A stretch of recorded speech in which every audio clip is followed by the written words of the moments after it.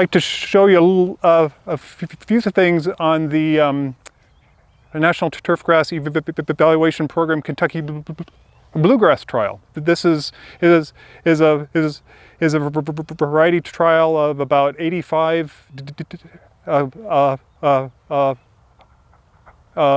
Kentucky Bluegrass entries. We've had this plot in since the fall of 2017, and it's a lower water. It's a drought trial in that we irrigate this plot at significantly less than what most homeowners or golf course superintendents or athletic field managers would do. We irrigate this at about 60% of the ET rate compared to about 80% in a lot of other places. What that really does is it selects out, or it shows some of the impacts of insects, and primarily here a very damaging insect to the Kentucky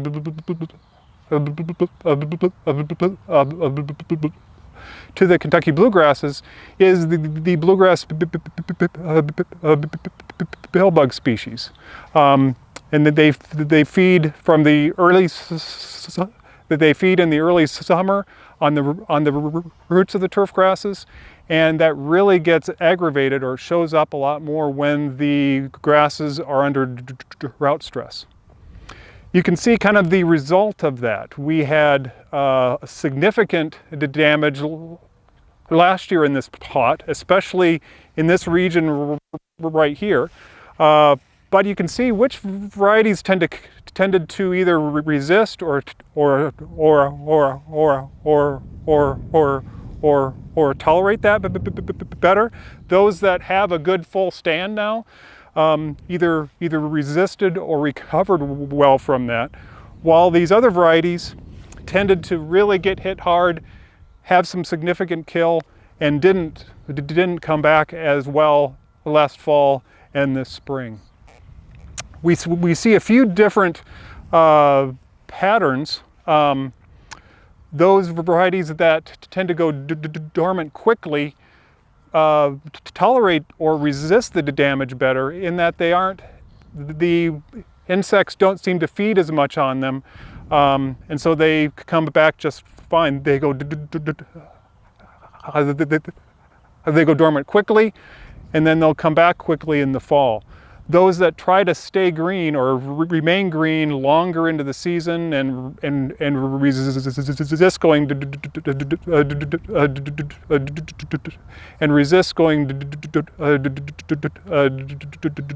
dormant more tend to be susceptible to a lot of the damage. You can also see the big range in color. We have very dark green varieties, all scattered into a very light green varieties, and then everything in between. I think that's one of the most fascinating things about Kentucky bluegrass, is just that range of color that we see, range of habits, the range of leaf textures. It's a very diverse species. I do want to, though, mention that there are a few fine fescue plots scattered within as well. Those really stood out last summer because they didn't get affected by the billbug damage. So this plot has really seen that drought stress for 1 year, and we'll keep this under these conditions for another 3 years, and both on this plot and on the other plots, you can see all the data on the NTEP